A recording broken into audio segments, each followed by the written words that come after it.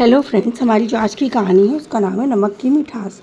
एक सेठ की 3 बेटियां थीं, सुनैना, सुप्रिया और सुगंधा। सेठ और सेठानी अपनी बेटियों को खूब प्यार करते थे। बेटियां भी अपने माता पिता को भरपूर प्यार करती थीं। एक बार सेठ जी ने तीनों बेटियों से जानना चाहा कि वे उनसे कितना प्यार करती हैं। बड़ी बेटी सुनैना ने कहा, पिताजी, मैं आपको हीरे जवाहरात से भी बढ़कर प्यार करती हूँ। मंझली बेटी सुप्रिया बोली, पिताजी, मैं आपको सागर जितना प्यार करती हूँ। सुगंधा का उत्तर कुछ अलग था। वह बोली, पिताजी, मैं आपको उतना ही प्यार करती हूँ जितना हम सब खाने में नमक से करते हैं। बस यही उत्तर सुनकर सेठ जी आग बबूला हो गए और उस दिन से उनने सुगंधा से बात करना बंद कर दिया। समय बीतता गया। सेठ जी की बेटियां बड़ी हो गईं। सेठ जी ने दोनों बेटियों का विवाह संपन्न परिवारों में कर दिया, जबकि छोटी बेटी का विवाह एक भिखारी के साथ कर दिया।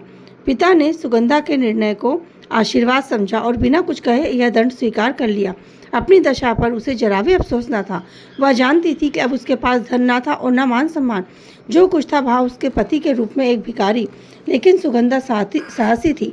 वह किसी भी स्थिति या कठिनाई का सामना करने के लिए तैयार थी। सबसे पहले वह अपने पति के बारे में जानना चाहती थी कि वह कौन है, उसकी यह दशा किस प्रकार हुई। पति ने बताया कि वास्तव में वह भिखारी नहीं था, उसका नाम जीवन है। वह शहर में नया काम ढूंढ रहा था।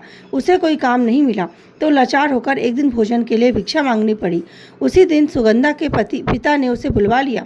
जीवन बहुत महत्वाकांक्षी युवक था। एक साहसी और गुणवती लड़की को पत्नी के रूप में पाकर वह किसी भी कठिनाई से जूझने के लिए तैयार था। जीवन और सुगंधा शहर से बहुत दूर एक झोंपड़ी बनाकर रहने लगे। सुगंधा ने कुछ गहने पहने हुए थे, उन सब गहनों को बेच दिए और जो पैसे मिले उनसे थोड़ी सी जमीन किराए पर लेकर उस पर खेती करने लगी।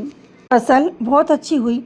अब जीवन ने और जमीन ले ली, उस पर भरपूर फसल हुई। इस प्रकार खूब परिश्रम करते करते उन्होंने अपनी खेती को बहुत बढ़ा लिया।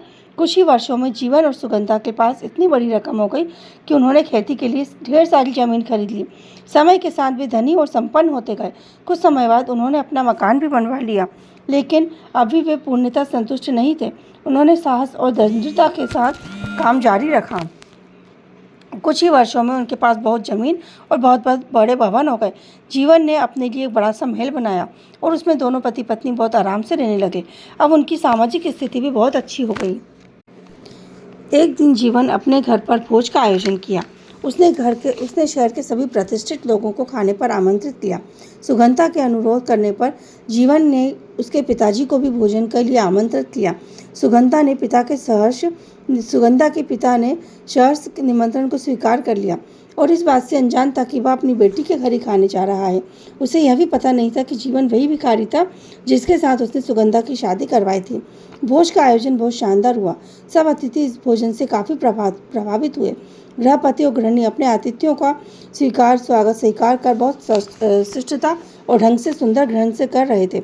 जैसे सुगंधा अपने पिता के नज़दीक पहुंची, उसने अपना घूंघट और नीचे सरका लिया और उनसे भोजन के लिए बैठने का आग्रह किया। सेठ जी भोजन के लिए बैठ गए। सोने की कटोरियों में तरह तरह के पकवान उसके सामने रख दिए गए। सेठ को भूख लग रही थी। उसने एक कटोरी में एक ग्रास खाया। उसे बड़ा आश्चर्य हुआ। अब उसने अनुभव किया कि खाने में नमक नहीं था। दूसरी कटोरी लेकर सब्जी चखी, वह भी बिना नमक की नहीं थी। इस प्रकार सारा भोजन चखा, लेकिन सब में नमक नहीं था। सेठ जी ने चारों ओर देखा, उसे अचरज हुआ। बाकी सब अतिथि मजे से खा रहे हैं। सेठ तिलमिला उठे, उनसे रहा न गया। वह उठ खड़े हुए। अब घूंघट निकाले सुगंधा सेठ जी के नज़दीक आई। उसने मीठे शब्दों में पूछा, श्रीमान, आपको भोजन अच्छा नहीं लगा? सेठ जी क्रोध में बोले, यह कैसा भोजन है? तुम्हारी हिम्मत कैसे हुई? यह भोजन बिना नमक का पकाया गया है। तुमने मुझे ऐसा भोजन परसकर मेरा अपमान जानबूझकर किया है। तब सुगंधा ने अपना घूंघट उठाया, बोली, क्यों पिताजी, आपको तो नमक अच्छा नहीं लगता ना? वह बोली, नमक के बिना आपको खाना अच्छा नहीं लगता। निसंदेह आपके लिए सोने और जवाहरातों का ही अधिक मूल्य है। सेठ ने गृहिणी की ओर देखा तो उसके आश्चर्य का ठिकाना नहीं रहा। या तो उसकी तीसरी बेटी सुगंधा थी। वह कुछ ना कह सका। उसे पहली बार अनुभव हुआ कि आदमी कितना सस्ता और साधारण नमक सोने और जवाहरातों से अधिक मूल्यवान है। सुगंधा का गला भर आया। उसने पिताजी से कहा, पिताजी, मैं उस दिन यही कहना चाहती थी कि जो स्थान भोजन में नमक का है वही स्थान मेरे जीवन का आपका है। आपके बिना मेरा जीवन कुछ भी नहीं है।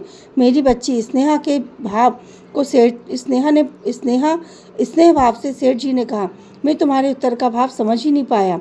नमक में तुम्हें तुम्हारे लिए प्यार की मिठासता मिली हुई है। मेरी मूर्खता के लिए क्षमा कर दो। सेठ जी ने सुगंधा के साथ जैसा व्यवहार किया था उसके लिए उसे बहुत ग्लानि हुई। अब उन्हें अपनी गलती को किसी प्रकार सुधारना चाहते थे। उन्होंने अपने जीवन और सुगंधा को अपना सर्वस्व दे दिया और फिर आनंदपूर्वक रहने लगे। राधे राधे।